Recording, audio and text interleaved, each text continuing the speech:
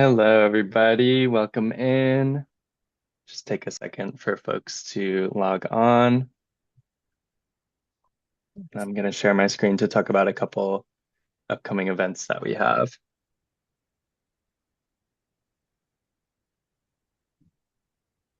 All right. Thank you for joining us. Our webinar will be beginning soon. Just wanted to announce a couple upcoming events and webinars. Next week on Tuesday, April 28th, California Labor Lab will have its annual symposium online and in Sacramento. The topic this year raises the issue of how California's regulatory frameworks interact with and often fall short of the new and evolving work arrangements that we see today, from app-based gig work to subcontracting and on-call scheduling. This is an online event, but you're also you're also welcome to come in person in Sacramento. I'm going to drop the link in the chat to register.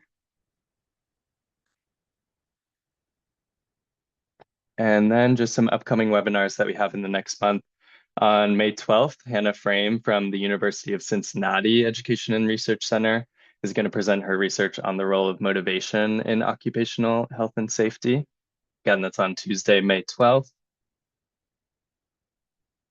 On May 27th, we have another event with the California Labor Lab on how gig work is represented in television. I'm excited for that one. I think it's going to be super interesting. That's on Wednesday, May 27th.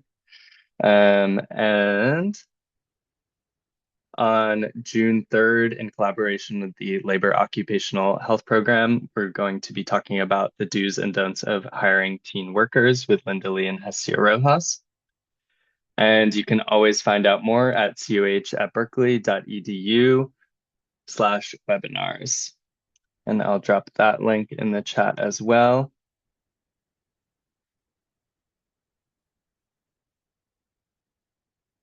So for today's webinar, thanks for being here and showing your support. I'm excited to introduce our speaker for today's webinar on PFAS research and community engagement to reduce exposure and improve clinical care. This webinar came about because Aaron came to our annual symposium, which covered PFAS and forever chemicals, and we ended up talking a little bit about his work. So I'm excited to have this follow up and find out more about his work at Silent Spring. Just a few housekeeping items first. You will be muted during this presentation. If you'd like to ask a question, please enter it into the online Q&A box at the bottom of your Zoom screen. We're going to save some time at the end of the presentation to address as many questions as possible. And we'll also have the chat open, so feel free to use it to participate and join the conversation. This presentation is also being recorded and will be made available on the Center for Occupational and Environmental Health YouTube page within 5 business days. All participants who logged in with their registration email for the full live presentation will receive an email tomorrow with a link to an evaluation form, as well as the certificate form, which is worth 1 continuing education contact hour. And once that's all completed, you'll be able to access and print your certificate. So I'm now pleased to introduce our speaker, Aaron Maruzzo. Aaron Maruzzo is a staff scientist at Silent Spring Institute. His area of focus includes PFAS in drinking water, environmental justice, data visualization, and storytelling, the intersection of biology and public health in island communities, and health equity. At Silent Spring Institute, Aaron primarily works on a large national ATSDR-funded health study, the PFAS multi-site study, where he is reconstructing historical drinking water exposures and blood in communities with a history of PFAS water contamination. Prior to moving to the Bay Area, Aaron was the sole water lab analyst for the public water supplier serving U.S. Pacific Islands territories. He holds a Master of Public Health and Environmental Health Sciences from UC Berkeley and a bachelor's in biology and comparative literature from Williams College, and was awarded the Switzer Fellowship in 2021. Thank you, Aaron, for being with us today. I'm going to stop sharing my screen so you can take over. You're all good to go. Thank you. Yeah. Thank you all.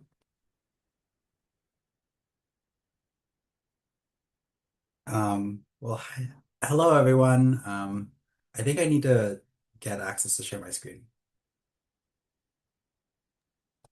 I think I just pressed allow, so you should be able to now. Okay, great.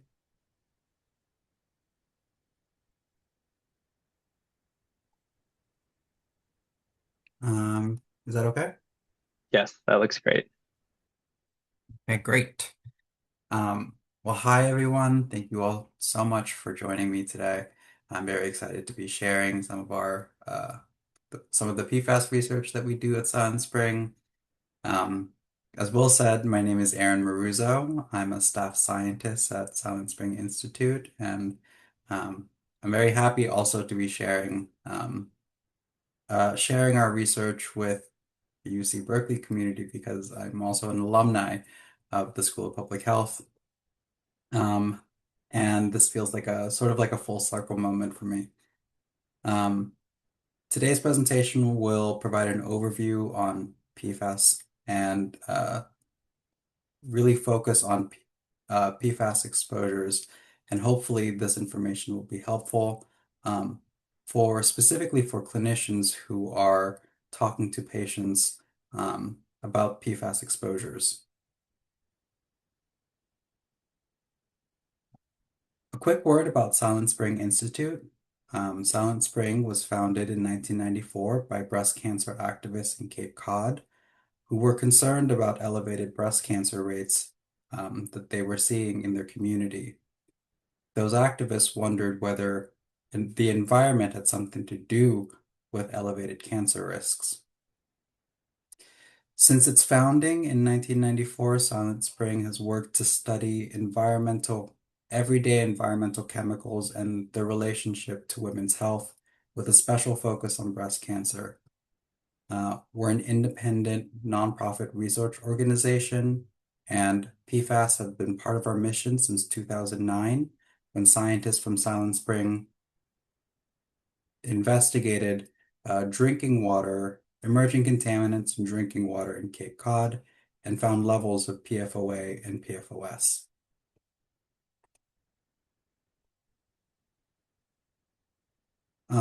This is our outline for today's presentation. I'll first give an introduction into what PFAS are and some of the known and suspected health effects associated with PFAS exposures. Uh, the main part of my presentation will really focus on exposure sources of PFAS in the general population. And I think it's really important at Silent Spring, we think it's really important to study um, to highlight exposure sources because those represent opportunities to identify uh, solutions to reduce exposures for individuals and communities. As Will said, a lot of my focus in PFAS and is sorry, let me say that again.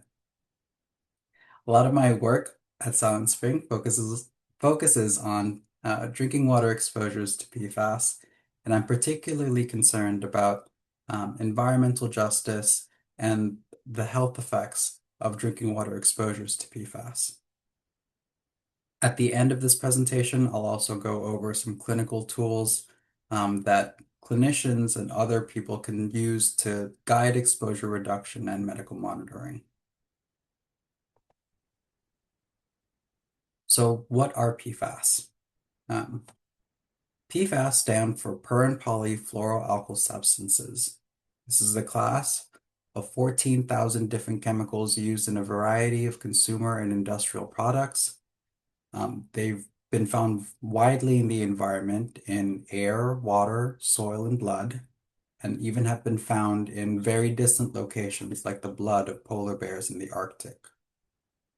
PFAS have been nicknamed forever chemicals because all PFAS are persistent or break down into persistent forms. Once they're in the environment, they tend to stick around. And when they're in our bodies, they can take years to be naturally excreted from our bodies. Um, PFAS represent a large class of a large number of different chemicals. And while we're still learning about um, uh, all of the different types of chemicals within the class, we know a lot about some PFAS, including PFOA and PFOS. PFOA was used in the production of Teflon, which was found in nonstick pans, and PFOS or PFOS was used in the production of Scotchgard, and special types of firefighting foams called aqueous film forming foam, or AFFF. PFOA and PFAS have been phased out of production in the US, but may still be manufactured outside of the US. This is a very active area of research, activism, and legislation, and has even inspired multiple films, and books and articles. And it's very likely that many on this call have seen headlines of PFAS in the news. So PFAS are becoming an increasingly important concern in public health and environmental medicine, and it's also becoming more and more relevant for clinicians. PFAS are multi-system toxicants. They affect different parts of our human biology. And through research, we've also started to realize that chronic exposures to very low levels of PFAS can introduce health risks. And by really low, just to give an image of what I mean by really low, we're talking about parts per billion. So, which is, 1 part per billion, is about 1 second in 32 years. And even at those very small levels, PFAS can be clinically meaningful because PFAS persist in the body and can build up over time. Nearly everyone has PFAS in their blood, including newborns, but unfortunately, most people do not know what their PFAS blood levels are because access to blood testing is very limited.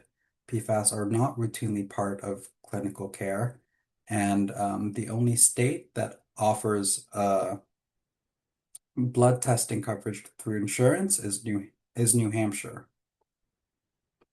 As more and more people learn about PFAS and are discovering PFAS contamination, I think it's reasonable to expect that patients may be coming into the clinic with questions about what PFAS are or how to reduce their exposure.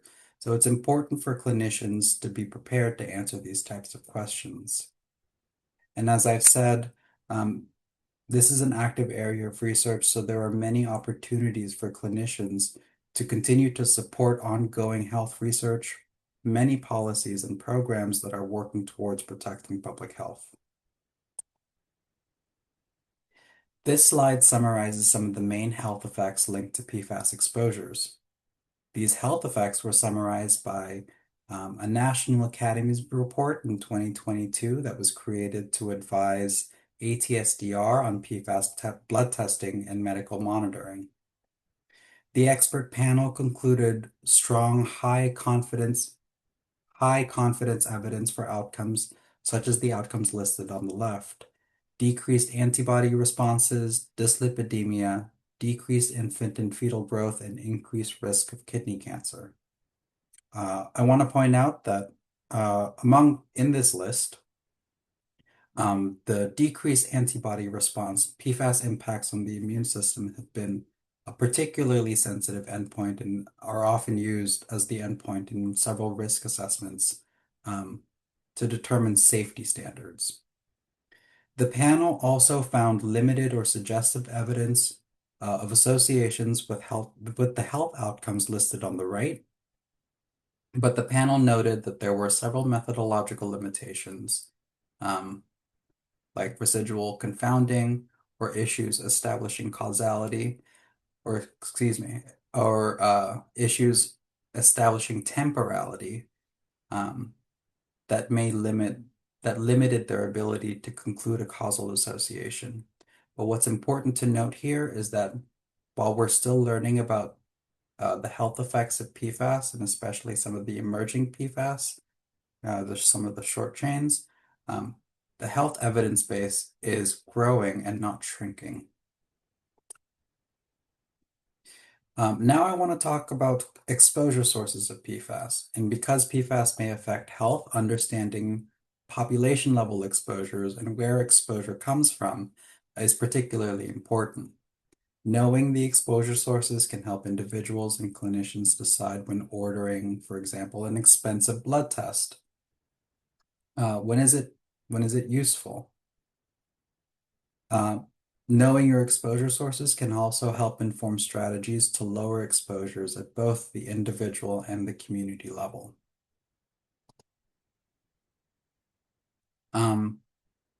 Data from the National Health and Nutritional Examination Survey, or NHANES, provides a really important resource that is often used by researchers to understand population level exposures to PFAS. And I want to share this as um, a resource for clinicians to understand how to, to see how PFAS levels compare, what PFAS levels look like in the general population. Um, for PFAS specifically, NHANES has data for people over the age of 12 and have data back to 1999. These data show that several legacy PFAS, such as PFOA, PFOS, PFNA, and PFH excess, are detected in nearly all people tested. The good news is that levels of some of these phased out PFAS, like PFOA and PFOS, are declining over time, and that's likely due to changes in regulation and industry practices, plus time. More recently, NHANES has expanded its monitoring. So in 2017 and 18, NHANES started to include some of the emerging PFAS chemicals like GenX, Adona, FHPS, 9-CLPF, and PFDA. This helps us track newer replacements as they enter the environment, and it'll be interesting over time to see how exposure profiles change. Um, Fortunately for us in California, the state also has implemented the California Biomonitoring Program. Um, and similar to NHANES, um, California's biomonitoring shows almost near universal detections of some of these legacy PFAS and declining levels over time. In analyses comparing the levels of PFAS in Californians to NHANES, um, in general, we see that PFAS levels in Californians tend to be lower, but this may depend on uh, what type of PFAS we're comparing and when are we comparing the time frame. Um, in the California Regional Exposure Study, which uh, we've also learned some of the sociodemographic determinants of higher PFAS levels, which include um, Asians, males, older age groups, and higher income and education groups. For higher PFAS levels, for the higher PFAS levels observed in Asians and higher income and education groups, we suspect that this may be due to the correlation of dietary exposures. And some of the sex-specific differences that we see in PFAS may be related to uh, excretion, excretion due to menstruation, breastfeeding, uh, and excretion, breastfeeding, uh, and and birth among females. And over time, uh, because PFAS tends to stay in your body, if you're not lowering your exposures, it sort of makes sense that as we get older, we tend to accumulate more PFAS in our body. PFAS results are available online and by biomonitoring at california.gov. Okay, so today we're really going to look at four major exposure sources that have consistently been linked to higher PFAS levels in adults. We're going to look at consumer products, drinking water, diet and food packaging, and the workplace. I'll be focusing on breadth over depth in this presentation, but I've included references on each slide so that anyone can take a deeper dive into any of these topics. And I'm hoping that I'm also going to be sharing some of Silent Springs research in each of these areas, which I think is exciting. Okay, let's start with drinking water. In 2023, the U.S. Geological Survey estimated that about 45% of the nation's tap water has PFAS, and we can see a figure of that, of the monitoring that they conducted on the right-hand side of the slide. Again, the state has been very proactive in public health in addressing PFAS in drinking water, and since 2019, the California State Water Board has issued investigative orders to monitor PFAS in drinking water wells near pollution sources.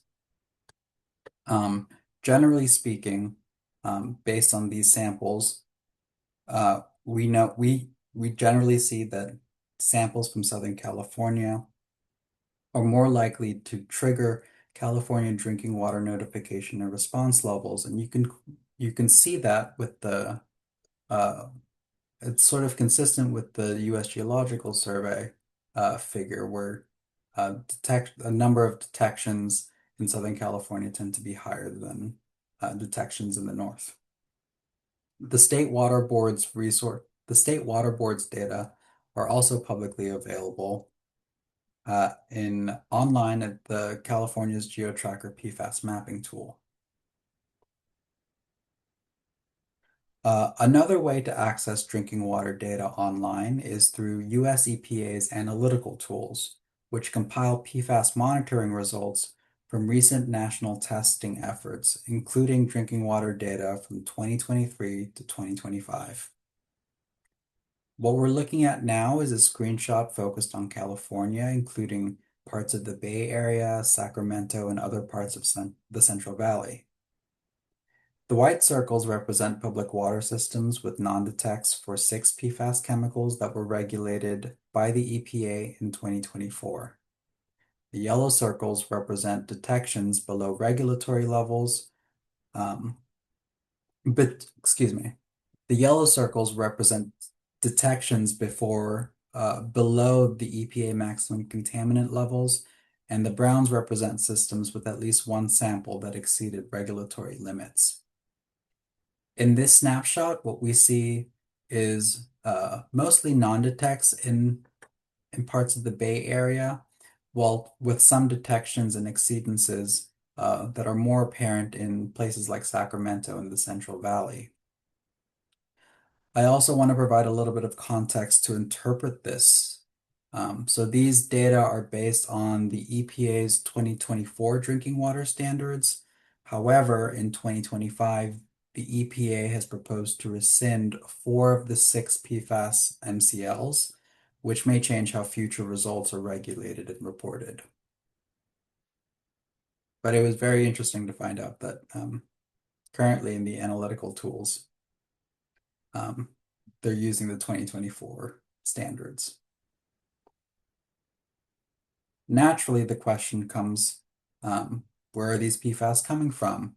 And one of the research studies that Silent Spring has contributed to is answering that question.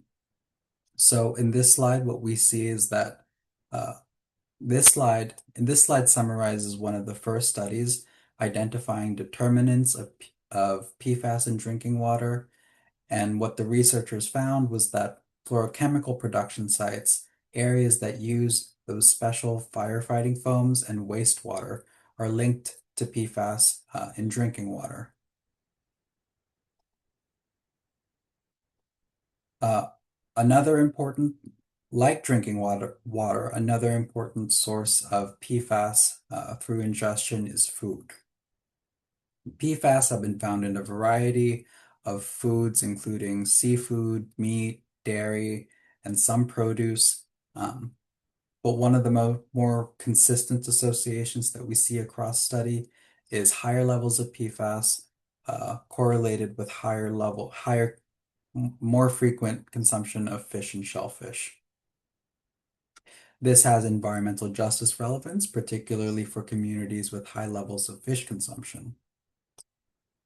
In addition, some recent non-regulatory testing conducted by the Environmental Working Group has tested California-grown products and found PFAS residues in 37% of 930 samples of fruits and vegetables that include things like strawberries and nectarines. In 2017, Silent Spring conducted a study looking at fast food packaging. And the question here was, does PFAS in fast food contribute to, can PFAS in fast food, sorry, can PFAS in fast food packaging contribute to PFAS exposures through diet? And for this analysis, we collected over 400 samples across 27 fast food chains in the US and tested for total fluorine with a method called PIGGY. Uh, with the PIGGY method, we're measuring total fluorine. We're not, so we're capturing, this is more of a non-targeted approach. We're not testing individual chemicals, but it gives us an indication of, it gives us a proxy of PFAS. Um, and it enables a more class-based approach. Overall, what we found was that paper-based food packaging, uh, sandwich and burger wrappers, dessert and bread wrappers were more likely to contain uh, levels of total fluorine. We also we also followed up this analysis by sending 20 samples and try to figure out what specific PFAS are found in these food packagings.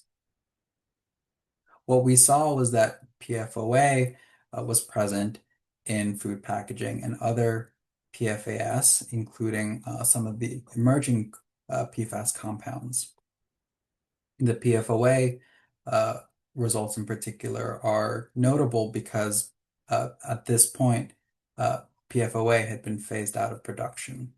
And we think that this may be related to transformation into PFOA in products.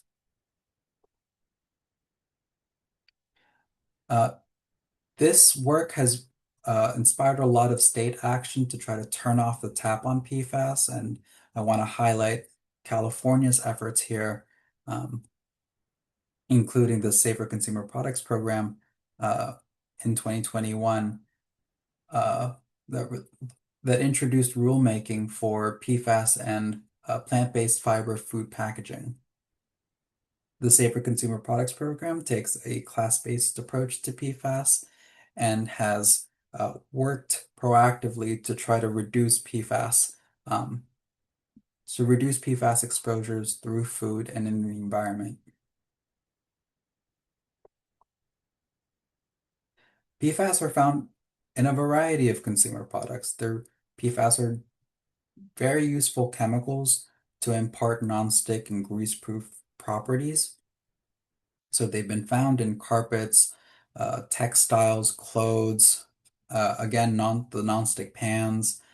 They've even been found in sort of surprising things like dental floss and contact lenses and guitar strings and toilet paper. It's not every month, it sort of feels like there's some new product that, has been tested for PFAS and has been found in products. What we've also learned is that use of certain consumer products can be linked to higher PFAS levels in blood. And in 2019, we studied this specifically with participants from a multi-generational cohort called the Child Health and Development Study. And this cohort, this might be a fun fact, this cohort was originally created the original participants of this cohort were women in Oakland. What this specific study found through interviews and blood samples was that there were significant associations between flossing with Oral-B dental floss and owning stain-resistant carpet and furniture with higher levels of PFHXS and PFNA. In this study, we also tested 18 different dental floss products and found fluorine in 6 out of 18 of those products. And these kinds of results have inspired market shifts. And this year, we actually found, we learned that Oral-B Glide dental floss reformulated to remove PFOA from its products. This study had also established the link between dietary diet habits and living in a city served by a contaminated drinking water supply. Again, highlighting how there are multiple routes of exposure for participants, for people. Um, I know many of us, many people in the audience are interested in occupational exposures, and you may not be surprised by this, but more frequent and prolonged use of PFAS-containing products uh, is associated with higher PFAS in blood. One of the first groups that were biomonitored for PFAS were chemical production plant workers. Um, And as you can see on the figure, which comes from a systematic review in 2023, note at the bottom here, um, chemical production plant workers tended to have higher PFAS levels compared to the general population uh, in in blue squares. Over time, as we started to learn where PFAS come from, and we started to look more closely into AFFF, those specialized firefighting foams, we started to be more and more concerned about firefighter exposures. And sure enough, in the red circles, we see higher levels of PFAS um, among firefighters and first responders that use these aqueous film forming foams. Um, through in their training exercises and during emergency responses. More recently, we've started also to learn, and this was something that came up in the symposium that Bill mentioned at the beginning. We've learned that ski wax technicians and applicators can also have levels of PFAS that are at or sometimes even higher levels um, compared to firefighters. Um, this is still occupational exposures is an emerging area of research. And while there are some studies looking at other occupation groups, including office worker, fishermen, textile mill workers, and metal plating workers, more research is needed to really evaluate um, how how the exposures in these groups compare to the general population. Silent Spring has also engaged in occupational exposure research, and one of the ways that we do this is through collaboration with UC Berkeley and the Women Firefighter Biomonitoring Collaborative. The WFBC is an important contribution because it fills a gap in firefighter health studies, which had previously mostly focused on health outcomes in men.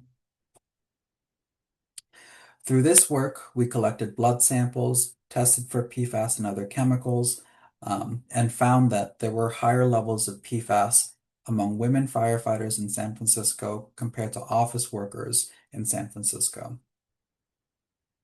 I want to also take a moment to highlight one of the other things that Silent Spring, one of the contributions that Silent Spring Institute has to this work and just more broadly, and that's through report back. A report back refers to the practice of sharing, returning individual level results to study participants, specifically participants in biomonitoring or clinical studies. And we have created research tools called the Digital Exposure Report Back Interface, or DERBI, to allow researchers to return individual level results to participants so that they know, so that researchers can share results to their study participants so that participants can take actions to reduce their own exposures and uh, take action for their community. Derby promotes a right to know approach and enables researchers to engage more closely with their participants. One of the I want to give an example of what a Derby report looks like, and this is what a chemical page looks like. And in a typical Derby report, We see key features like personalized headlines, sources, health information, and exposure reduction tips. These high-level messages come from extensive research into the practice of report back and have been developed through many years of community engaged research um, to figure out what do people want to know and how do researchers share information uh, about chemicals that sometimes don't have any clinical significance. Okay, we're going to shift gears and start talking about environmental justice and health research. And this is just in this section, I might go through this section a little bit quickly because I want to leave a little bit more time to talk about resources at the end. Um, but one of the things I want to share is that uh, PFAS may pose an equity issue, and I'm going to be talking about it in two levels. The first level is sociodemographic inequities in PFAS sources. So this is about where contamination sources are in relation to sociodemographic characteristics in communities. And over the last couple of years, we've started to see patterns of where these PFAS sources are located. So, for example, in 2019, the Union of Concerned Scientists observed that there were disproportionately more low-income households and people of color than expected that are closer to a site with known to be contaminated with PFAS. In this Liddy et al. 2020 paper, Silent Spring uh, and uh, and Harvard University uh, showed uh, how Hispanic and non-Hispanic Black populations were related to water systems near an industrial facility, fire training facilities, and civilian airports. Very recently, we've also started to learn about uh, pesticide PFAS pesticides with intentionally added PFAS being disproportionately applied uh, uh, to to public wells near communities of color in California. The second level of inequities to consider are inequities related to drinking water contamination. And this is on top of known disparities of regulated drinking water contaminants like nitrate and lead. Um, In that Liddy et al. 2020 paper that I just referenced, we observed Hispanic and non-Hispanic Black populations were more likely to be served by water systems that were contaminated with PFAS. And in the Maruzzo et al. 2025 paper, we saw similar associations between Hispanic and non-Hispanic Black populations, but with PFAS and other types of unregulated industrial contaminants, and this was based on EPA data from UCMR3 in 2013 and 2015. We also saw in the Maruzzo 2020 et al. 2025 paper, we also saw that communities with more Hispanic residents were associated with higher odds of unregulated industrial contaminants, even after accounting for SES and pollution sources. So this is significant because um, patterns of detections could not be explained by regulatory disparities because these were all unregulated contaminants. They couldn't be explained by class because we adjusted for SES, and they couldn't be explained by the correlations between race and ethnicity and pollution sources. So we hypothesize that this association that we saw uh, revealed something about the relationship between sociodemographics and infrastructure capacities, specifically at the public water system level. This is important to consider because disadvantaged communities tend to have a harder time paying for testing and treatment, especially for emerging contaminants like PFAS. Disadvantaged communities are often exposed to multiple chemicals, and these can contribute to health inequities. I'm very I do feel very grateful for being in California, and I recently learned that the state water board has been very proactive to address recognizes the needs for disadvantaged communities and have um, targeted testing for for water systems in disadvantaged communities, which I think is excellent.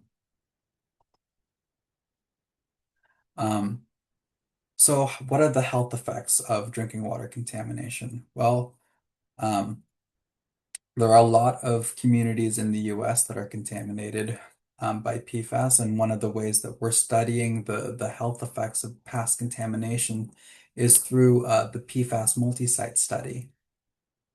This is a national effort coordinated through the Agency for Toxic Substances Disease Registry, and it includes 8 different states for the state of Massachusetts, including California. But for the state of Massachusetts, Silent Spring is the lead, and uh, I'm part of the Massachusetts part of the multi-site study. For this study, we enrolled uh, over 5,800 adults and over 700 children across communities with past or ongoing PFAS contamination. We collected blood and urine samples. We administered questionnaires that ask questions like, how much water did you drink? Where did you live? Describe your medical history. Um, uh, the blood and urine samples also included clinical biomarkers like cholesterol and antibodies. Um, for children, we've also administered neurobehavioral tests, and uh, one of the other components of the multi-site study is a historical reconstruction, which is developing predictive models to go back in time in order to reconstruct levels of PFAS in blood and water, so that we are able to establish a better sense of temporality between past exposures and health effects. Um, I want to talk a little bit more concretely about um, environmental justice communities, and I think it's useful to sort of look at data together. One of the two communities in the uh, Massachusetts site for the multi-site study is Hyannis, and I'm going to introduce you to Hyannis. So this graph in general represents the reported sample concentrations in EPA's nationwide testing in 2013 and 2015. And what we're looking at now is the sample concentrations from the village of Hyannis and Cape Cod. Hyannis was in the top 1% of the US and had the highest PFAS concentrations in the state of Massachusetts. And because of its deep relationship with Silent Spring and Cape Cod have had a long-standing relationship, and through its work since 2009, Silent Spring has worked very closely with the drinking water system, community groups, regulators, in order to monitor PFAS and I think one of the success stories here is that the public water systems in Hyannis was one of the first water systems to install treatment and get their levels down to below state and regulatory limits. Um, in addition, I think it was great that Silent Spring, through the multi-site study, was also able to engage community-based organizations and enroll participants and give them access to blood testing um, and other types of services. Hyannis is uh, It's a village in Cape Cod, as I said. Um, it's a recognized environmental justice community by the state. It has a significant Brazilian population, and its public water system was contaminated. It has a single source groundwater um, aquifer system, and its groundwater was contaminated by aqueous film forming foam, um, which explains some of the very high concentrations that we're seeing in this graph. The other community that I wanted to highlight in the purple triangles here had the highest levels for 3 out of 6 of the PFAS that were included in EPA's UCMR 3. I think this is one of those communities that most people just don't know about, and I just want to take an opportunity to just share a little bit about that. Although I'm looking at the time and I have to do this fairly quickly. Um, this community is called Saipan. It's an island in the Pacific, north of Guam. Um, Saipan, like Hyannis, has a single source groundwater, uh, relies on groundwater and was contaminated by aqueous film forming foam used during exercises. Um, and uh, the groundwater was sorry. And the area where those exercises occurred was located directly up gradient of many of the one of the most productive uh, well fields for the public water system. This is also an island that I think exemplifies some of the challenges with uh, addressing contamination in drinking water and a lack of resources um, to not only treat to effectively treat uh, PFAS in drinking water, but also to attend to some of the medical and public health needs of the community. This is also an island with a lot of different types of exposures, not only toxic exposures in drinking water, but also natural disasters. Um, in case you haven't heard, in the last week, the island of Saipan was hit by a super typhoon called Super Typhoon Sinlaku, and it devastated a lot of the infrastructure. So currently, there are thousands without water and power.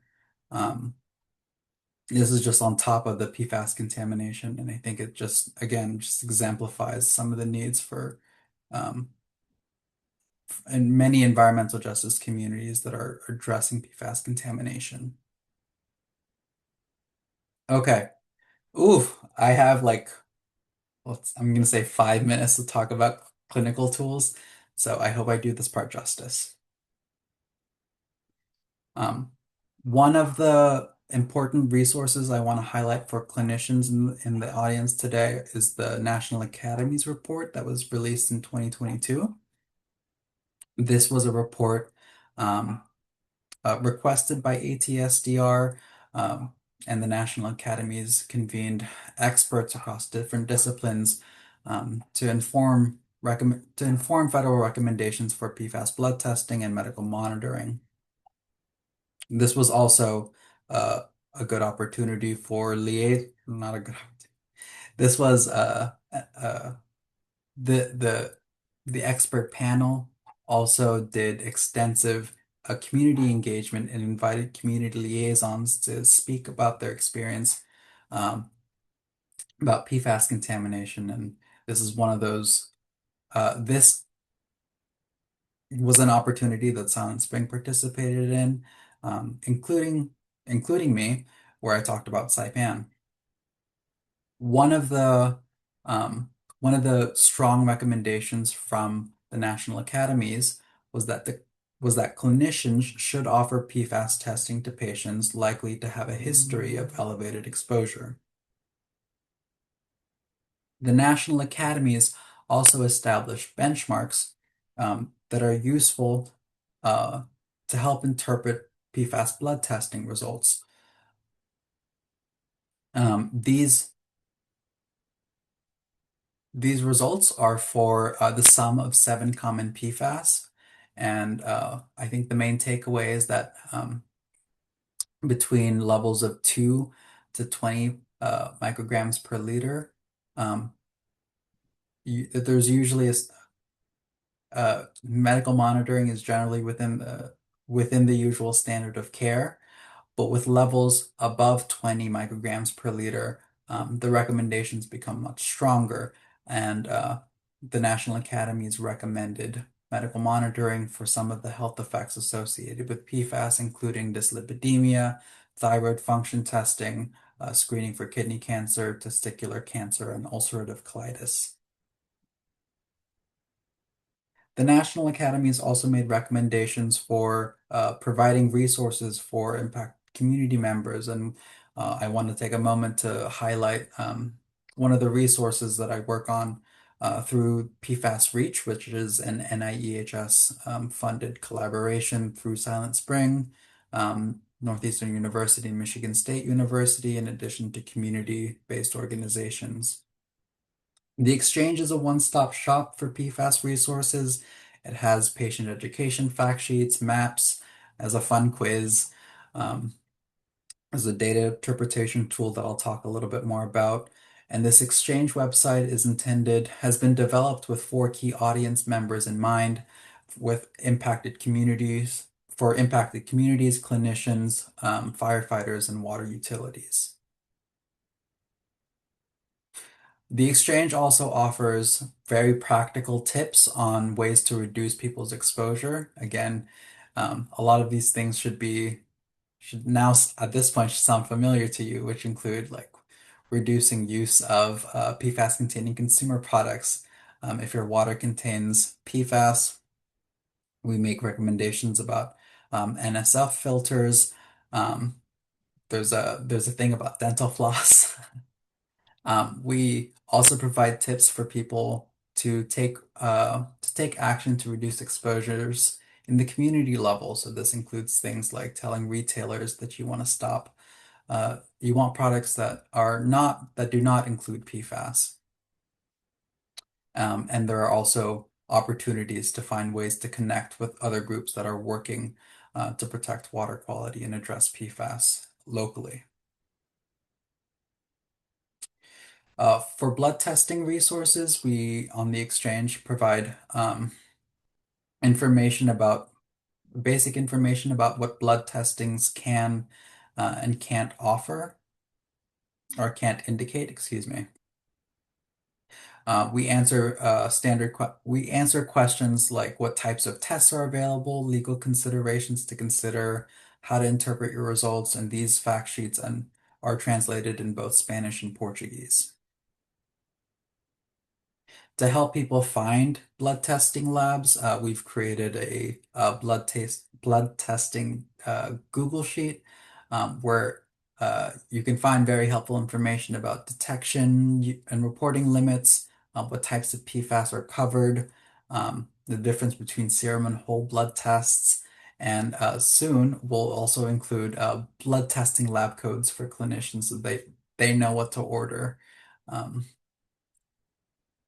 Once you have results, you can use the What's My Exposure tool to interpret your PFAS blood testing results. This is powered again by Silent Springs Derby, um, which helps turn lab results and puts the lab results into a context and it creates a report that you can share with your clinician, and you can see how you compare to the general U.S. population. So for blood, the tool makes comparisons to NHANES and the National Academy's PFAS 7 benchmarks.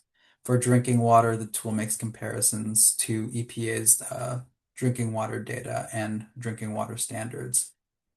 And like most Derby reports, the What's My Exposure tool will create a report that includes exposure reduction tips and more helpful information to help you uh, contextualize your results.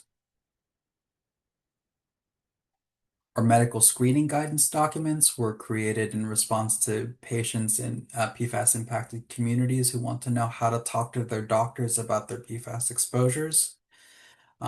These are two companion pieces. So for community members, it's information about like what are PFAS. For clinicians, um, our medical screening guidance documents cover medical monitoring for pediatric and adult patients, and these documents were developed uh, in collaboration with scientists, doctors, and impacted community members. I also want to take, oops. I also want to take a moment to talk about one of our continuing medical education courses. This was called Nonstick Nuisance. This is uh, a course where you clinicians can take. This is a course that clinicians can take for free and learn about PFAS from experts in the field. Our team from PFAS Reach are lecturers on in this video, and that includes Phil Brown, Laurel Shader, Courtney Kerrigan. I also want to point out Linda Birnbaum is one of our speakers. She's the former director of NIH. Alan Ducketman was one of the physicians who was involved in the very landmark C8 health study, and Elizabeth Friedman, who is the director for uh, APESU. Um, the non-stick nuisance course also includes stories from real life patients who've had to deal with PFAS in their real life, and one of our pa one of the speakers on our patients' perspectives. I won't tell her story, but her name is Sandy Winstelt, and she's a Michigan resident. Um, lived near a toxic waste site, had one of the highest PFAS levels I've seen, and had to talk to, and she tells in the course, she sort of talks, she shares her experience, learning about PFAS contamination and talking to her doctor, um, to figure out her own medical care, when she was diagnosed with cancer. Um, Finally, I want to say we're interested in hearing from you. So this year, Silent Spring is in collaboration with Northeastern University and Michigan State. We're conducting a project. We're in this. We're conducting a project to engage doctors and nurses, and for the PFAS and Medical Guidance Project, we're interested in learning how much clinicians know about PFAS and your thoughts and experience about PFAS in healthcare. You can join this project by signing up for the CME and learning. You can also learn more about the project through the exchange. We're hosting interviews and focus groups to collect feedback on our resources, and we're hoping to connect clinicians across the country to discuss emerging topics in PFAS in medicine. Uh, for example, one of the things that I'm interested in is PFAS products in hospital settings, insurance, caring for EJ communities, treatments to hasten PFAS excretion, medical monitoring practices. I want to say that clinicians can be of any specialty and can have any level of experience with PFAS before. You don't have to be a PFAS expert to join the study, and you also don't have to be a complete newbie. We know clinicians are busy, and this is just one of the many ways that clinicians can get involved with ongoing PFAS research. If you have any questions or if you want to explore other ways of getting involved, you can always get in touch with me. My email is maruzzo@sunspring.org. Okay, I'm done. Thank you so much. Um, Thank you so much, Aaron. We're almost at time. yeah. This was just such a great presentation on so many amazing resources. There were a couple of questions. We're not, unfortunately, not going to have time to get to them, but I did put Aaron's email in the chat. And I also just wanted to say that our on-demand activity for our own PFAS symposium is now available, and there will be some information about that in the evaluation email that will be going out tomorrow. Thank you so much. Feel free to email Aaron with your questions. I'm sorry that we didn't have time to get to It's them, all but there's just such amazing information here that we definitely had to get to it all. So thank you, Aaron. Thanks everybody for coming today and hope to see you at the next one. Bye, everyone. Thank you. Thank you. Bye.